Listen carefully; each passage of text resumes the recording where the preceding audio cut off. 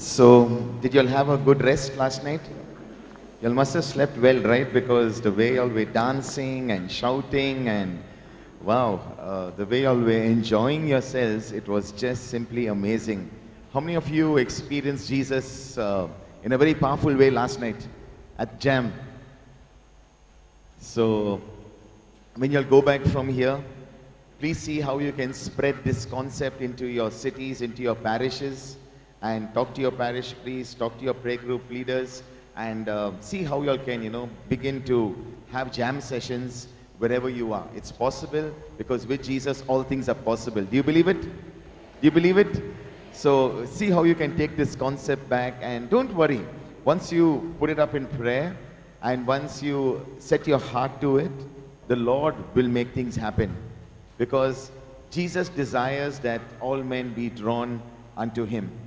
And today's teaching is a very simple teaching, okay? We'll end at 9 o'clock and then we'll go for breakfast. And can we have this spotlight put off, please? We don't need the spotlight. Maybe we can just have these lights on. These lights on. And this teaching is a very, very simple teaching, and I believe that all of you can grasp this teaching, and you all can go and share this teaching with all those whom God puts in your path, all those whom you wish to teach, wish to share, okay? It's a very simple teaching, and I'll guarantee you, by the end of this teaching, all of you would have learned one solid topic, one solid theme, one solid Bible message, which you all can go and share. Are you interested in learning? You're all fresh this morning, so your heart is receptive, your brain is receptive, and for the seed to be sown into your lives. Just put your right hand up and say, Holy Spirit, I need you. Holy Spirit, melt me, mold me, make me more like Jesus. Holy Spirit, you are my teacher. Teach me God's word. Holy Spirit, reveal to me the secrets in God's word. Holy Spirit, you are my counselor. Counsel me, refine me, purify me with your fire. Remove from my heart, remove from my mind all the wrong thoughts, all the wrong deeds, all the wrong habits. I receive from you right now. Come on, say it. I receive from you right now your power to resist all temptation, all sin, and all the works of the devil. I am a new creation. No more in condemnation. No more in guilt. No more in sin. But here I stand, strong, powerful, highly favored, blessed beyond my imagination. And I expect great things today. Great things today. Miracles, signs and wonders in my life and the life of my loved ones. I receive it as I decree it in the name of Jesus. Hallelujah. Let's just pray in the Spirit for a few moments. Hallelujah. Thank you, Jesus. Thank you, Lord. Thank you, Lord. Thank you, Lord. Praise you, Lord. Praise you, Lord. Hallelujah. Hallelujah. Thank you, Jesus. Praise you, Jesus. Praise you, Jesus. Hallelujah. Hallelujah. Hallelujah. Thank you, Lord. Thank you, Lord. Thank you, Lord. Thank you, Lord. Thank you, Lord. Thank you, Jesus. Praise you, Jesus. Hallelujah. Hallelujah. Hallelujah. So, the topic of today's teaching is 3 things that we must do. Say must do. Must do. That must happen in our life if we are to lead victorious Christian lives, and if we are to be successful in ministering to other people. Amen. So 3 things that we must do. How many things? 3 things, okay? And the number 3 is associated with the Holy Trinity, okay? And the number 3 is also the book that we are going to study from, which is the 3rd chapter in the book of John. Can we see that on the screen? The 3rd chapter in the book of John. Listen carefully, write down these notes. You're not going to forget this. This is going to be one of your Bible teaching subjects. Wherever you go in life, even if I meet you after 10 years, you will say, brother, I remember your teaching on John chapter 3. Are you with me? Shall we take up this challenge? Because unless you are taking away something substantial, something tangible, then this retreat will be much more meaningful for you, much more productive for you. Okay? So this is from the 3rd chapter of the book of John. And we find here this name Nicodemus. Say Nicodemus. Okay, now he was a very affluent person in the Jewish society. Okay? He was a person that was highly respected, a very learned man, and a person whom everybody loved and appreciated in the Jewish community. Okay? And he had a big role to play. He was a ruler of the Jews. Say ruler. Okay? He was a senior elder in the society. But there was something in his heart that was yearning, desiring more in life. He knew it all please understand, the Jews from a very, very young age, 3 years, 4 years, they are taught to read and to recite the Torah, which is, the first 5 books of the Old Testament. Okay? The Deuteronomical, canonical books in the Old Testament. And those 5 books, basically, they are taught to meditate, they're taught to read, they're taught to recite, even by heart. Flory this morning was leading you all into confessing the Word of God, which is, I believe, not more than even 20 scriptures. Okay? And, sometimes we struggle to even memorize those 20 scriptures. But the Jews, the small little children from a young age, are encouraged to recite and to memorize and keep on confessing on a regular basis the whole Torah, the 5 books of the Old Testament. And so they were very well conversant with the law. They were very well conversant with what we call today the Bible. Okay? They knew the in and outs of it. And he was a ruler, so he must have been a master in the Torah. Okay? But there was something that was missing and which was lacking in his life. And so, as we continue reading the next verse, we find that he took a decision. He took a decision and he said, I got to come to Jesus. But, say but. Come on, say but. There was one problem. What was the problem? Because he was so affluent in society, people could recognize him. He was like a celebrity. And here we find that he could not approach a very controversial person by the name of Jesus Christ in broad daylight. Everyone is watching him. Everyone is looking at him. Everybody knows where he is going. He was a busy man. He was a much wanted man. And so we find that, he came creeping in at night. He came to Jesus in the dark of the night. And he asked Jesus, he tells Jesus this phenomenal revelation. He says, we know you are a teacher come from God. Isn't that amazing? He says, even though there was so much of opposition to Jesus, people identify Jesus by his family. People might identify you by your family and say your father's a drunkard, your mother's a waster, your family is in poverty. In society, we are identified by our family. And Jesus himself was identified as the carpenter's son. They did not consider him, someone like the Messiah. They just considered him to be the carpenter's son. Oh, you're the son of Joseph, the carpenter. And that's where it ended. But here, God gave Nicodemus a phenomenal revelation. He says, we know you are a teacher straight from the hands of God. You're baked in the hands of God. You're produced in the hands of God. You are a teacher from God. A great revelation. And he says, no man can do these miracles that you do except if God is with you. So some phenomenal discussion was happening between Jesus and Nicodemus very late in the night. He must have come into Jesus' place where Jesus was staying, knocked the door and says, I want to discuss with you. And here was a very intense discussion. He says, I know you are the Messiah. I know you are the Savior. Because whatever you do can only be done by the favor and the grace of God. And so, Jesus and him have a great conversation. And the golden letters of the Bible are found in this chapter. What are the golden letters, the golden verses of the Bible? Come on. Think. John 3:16, the golden letters of the Bible. For God so loved the world that he gave us Jesus, that whoever believes in him will be saved. And this revelation came to a Jew, to Jesus at night. But we go to the 7th verse, and here is the first must. Say the first must. Okay, the first thing that we must do is to be born again. Say, be born again. Say, I must be born again. Now, the born again tag is normally associated to denominations outside the Catholic Church. Okay, but this is biblical. This is what, who is saying? Who is saying this?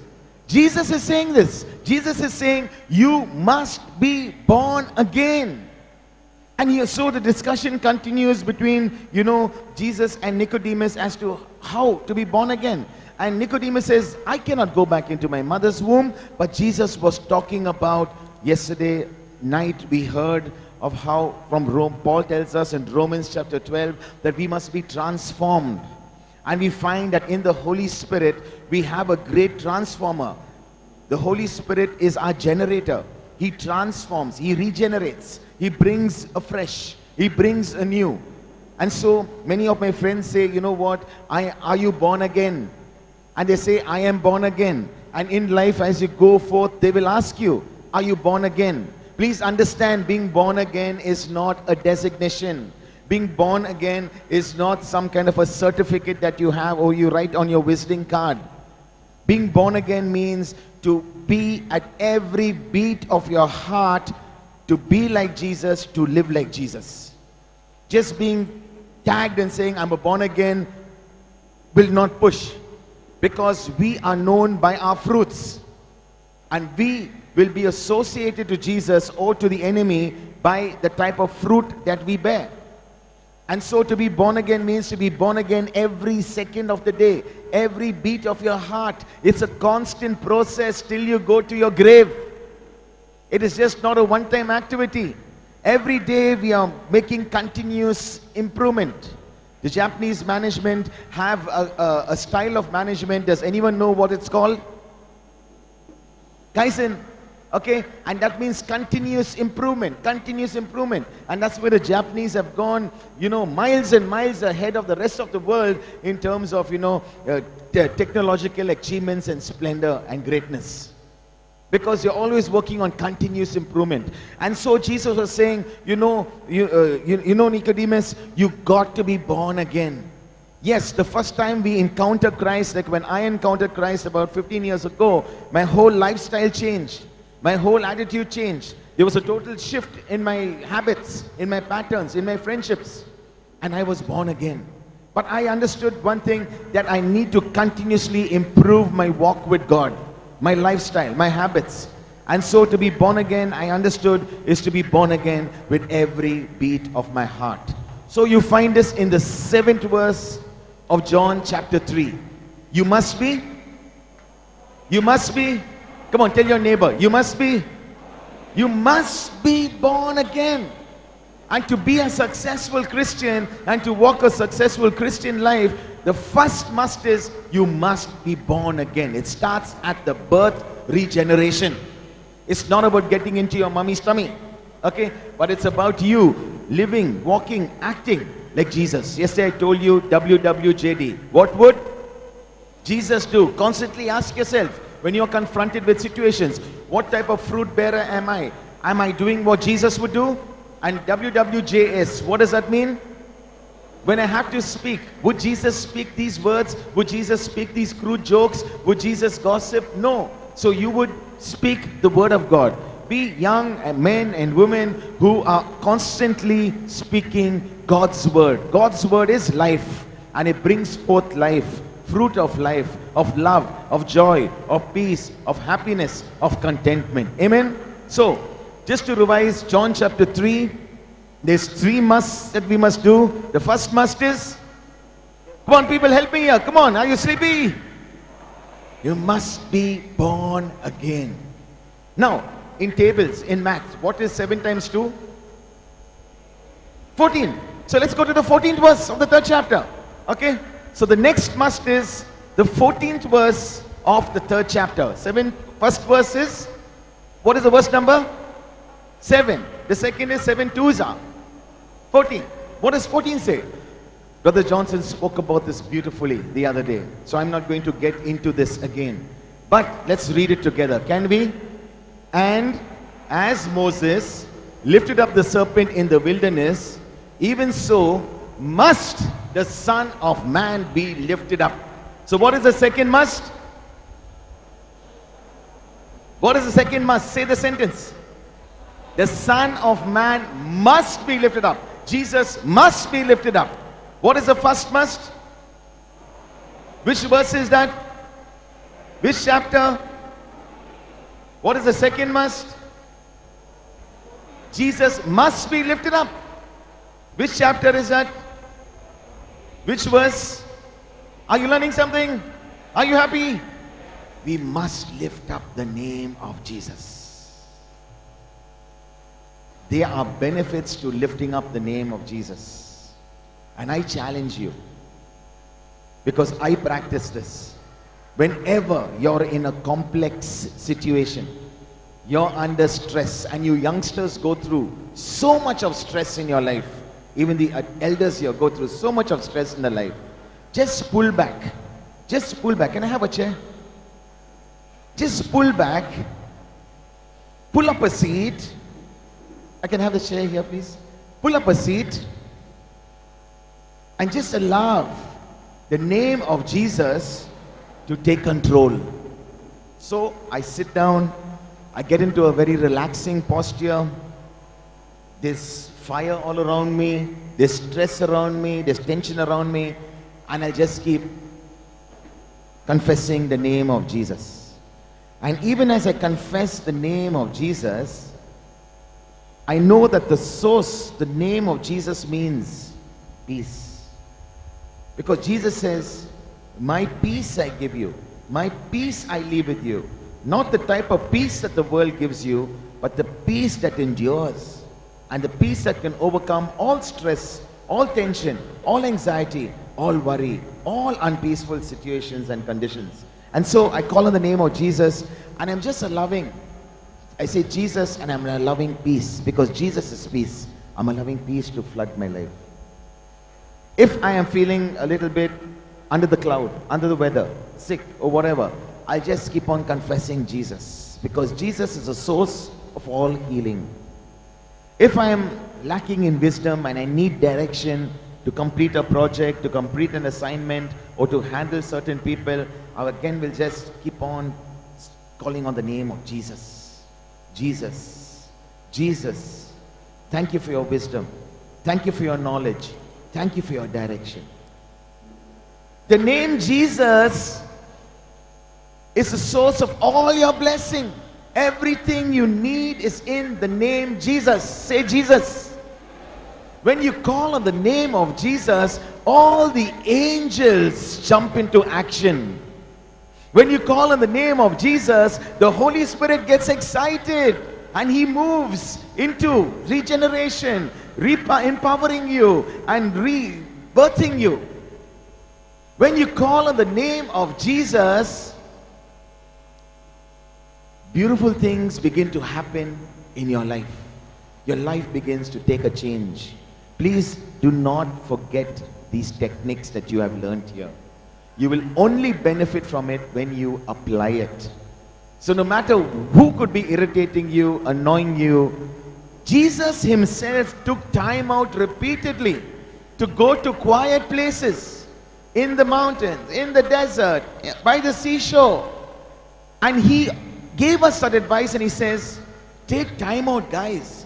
Go into your room, lock the room, and spend time in prayer. And one of the most beautiful prayers is just the name of Jesus. A glorious name. The name where every knee shall bow and every tongue shall confess.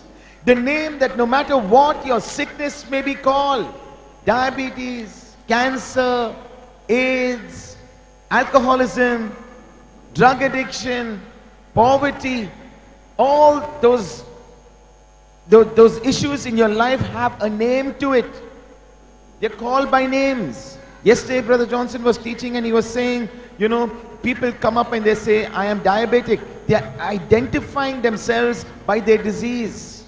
So a disease has a name. Your problem has a name. Your challenges have a name. Your issues have a name. But the Bible says that every name shall bow to the name of Jesus.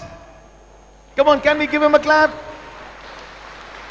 Every name on the earth, the heavens, under the earth, must bow to the name of Jesus. But that is when you lift up the name of Jesus. When you lift up the name of Jesus, all men are drawn unto him. So when you are praying for your spouse, when you're praying for someone in your house, in your school, in your college, in your place of work, wherever in the world, when you're praying, calling on the name of Jesus, Jesus, through the power of the Holy Spirit, is touching that person and is converting that person, changing that person's hard attitude, changing that person's mindset, changing that person's bitterness, and that enemy is becoming your friend. Teresa from Bangalore shared on the first day. She says how a person who was against her in the hospital, in her place of work, now has become her good friend, always going and speaking and mediating on her behalf.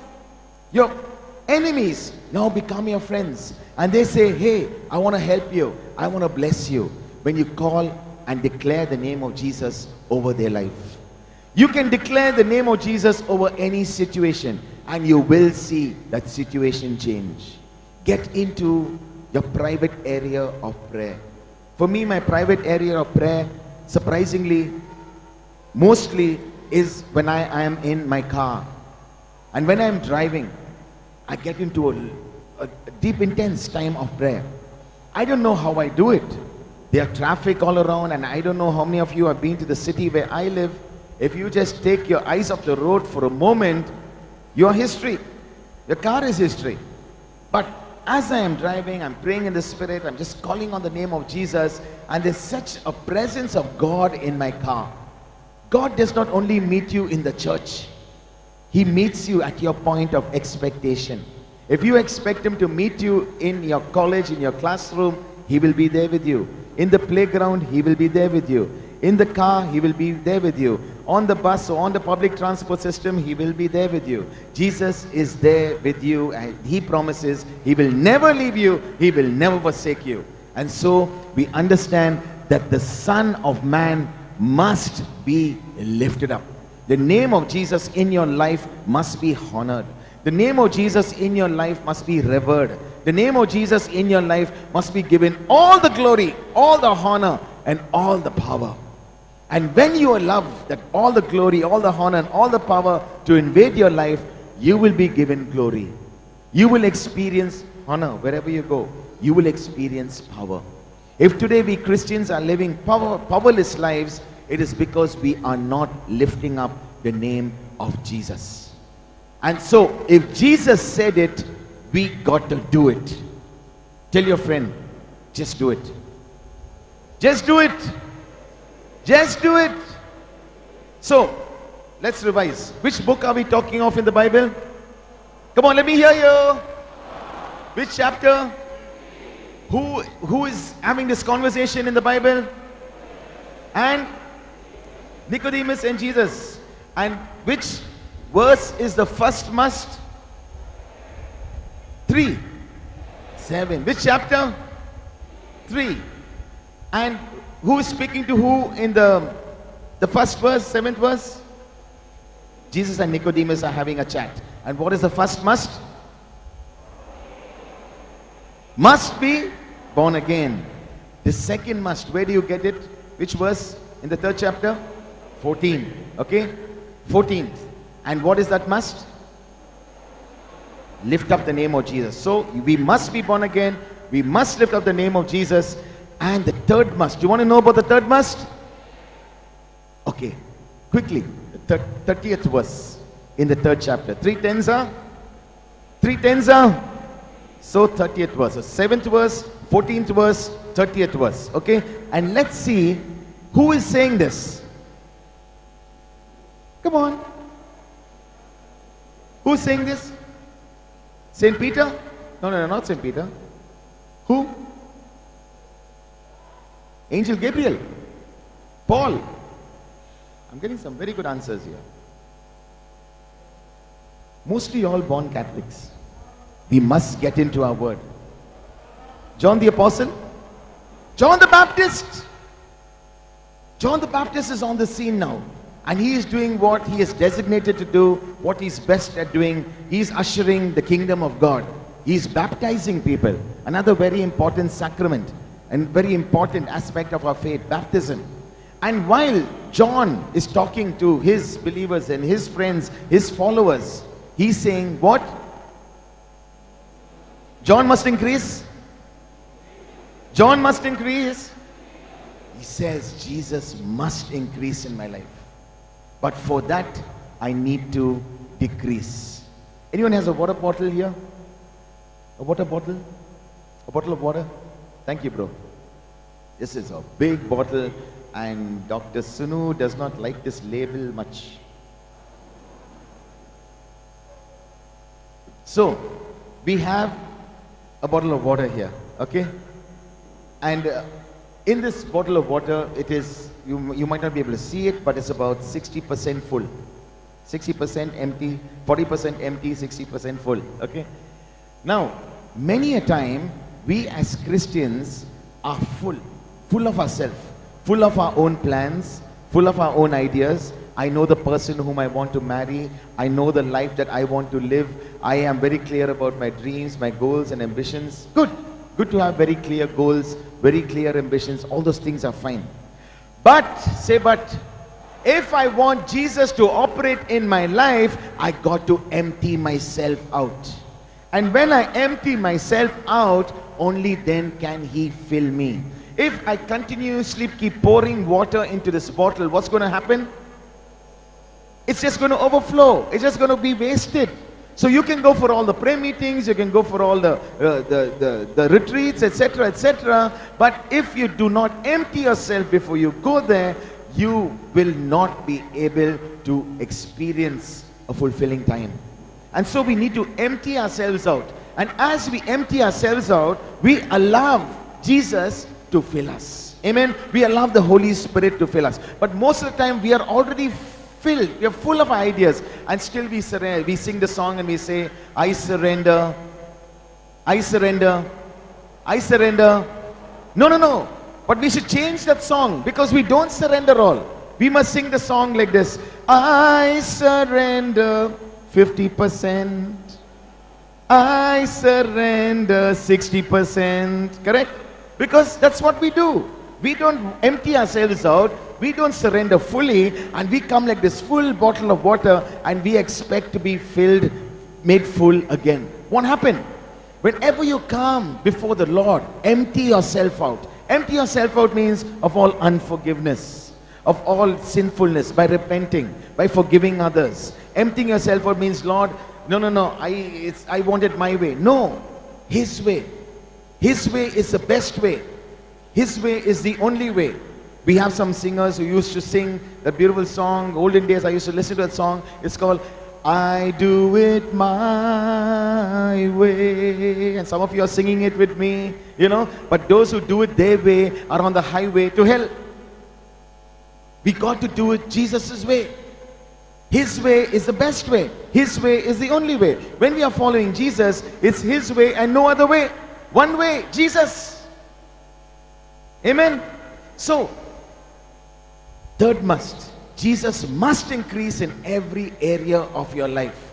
Bible reading, praying, like I told you, joining some good Bible studies, starting some good Bible studies in your own home, understanding the Bible, discussing the Bible, praise and worship, increasing Jesus all the time in your day. In the 24 hours of your day, how many minutes do you give Jesus?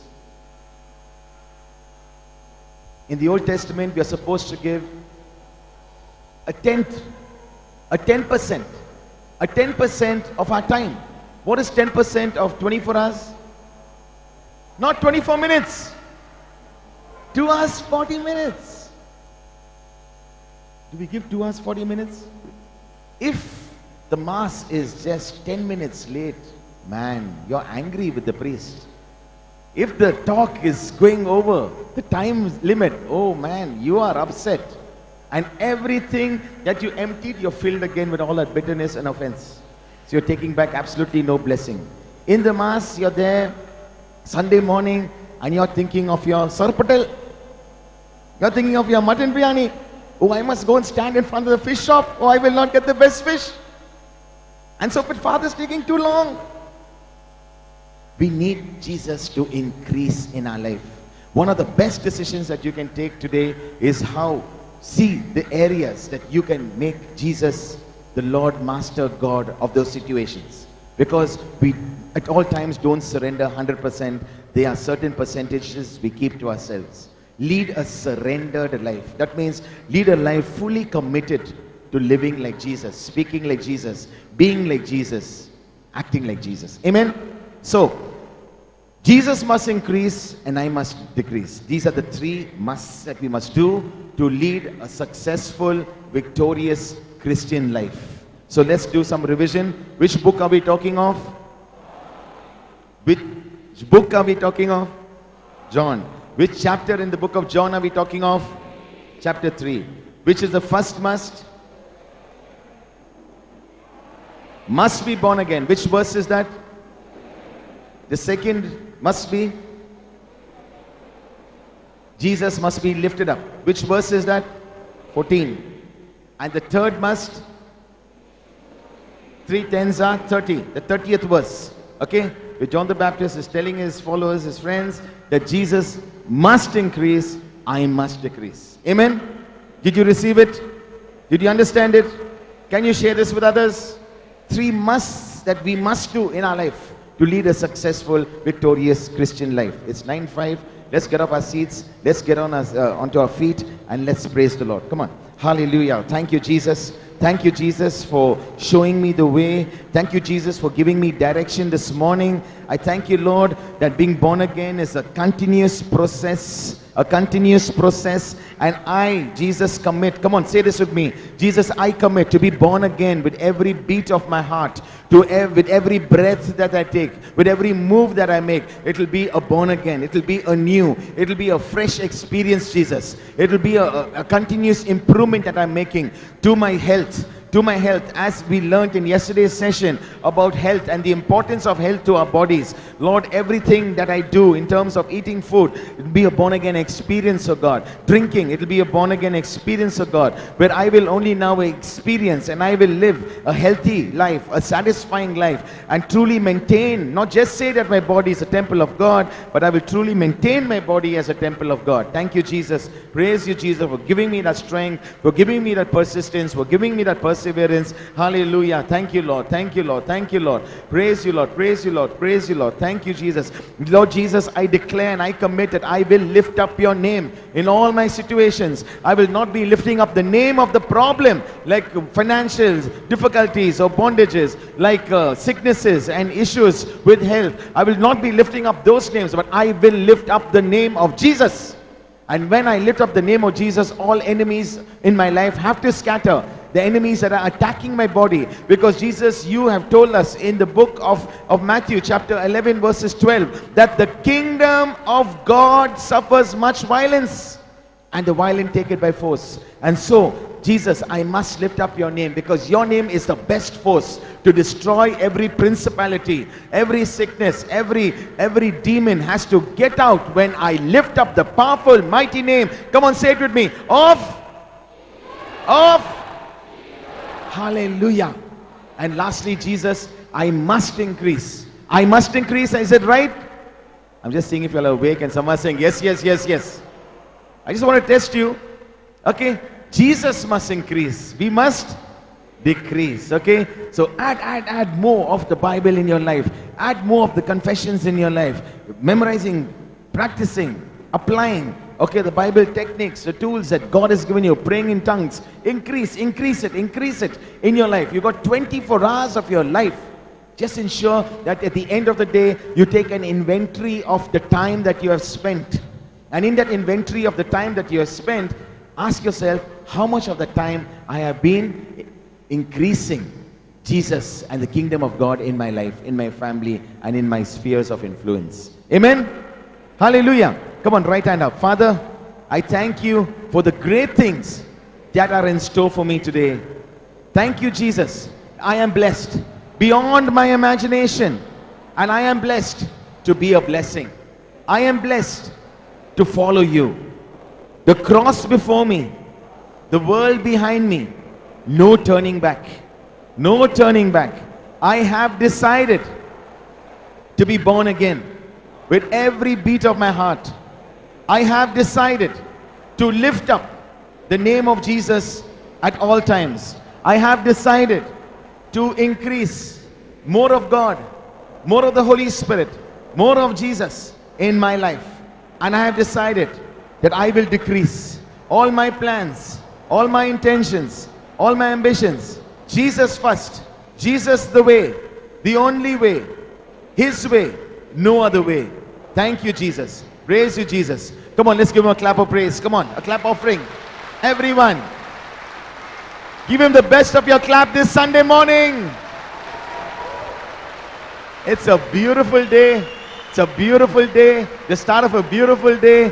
Beautiful things to come. Come on, tell your neighbor, beautiful things to come. The best is yet to come. It's getting better and better and better. Come on, come on, come on, come on. Prophesy over someone. Declare over someone. Bless someone. It's getting better. Your health is getting better. Your wealth is getting better. Your spirituality is getting better. Your relationship with Jesus is getting better. Come on, give the Lord a shout of praise.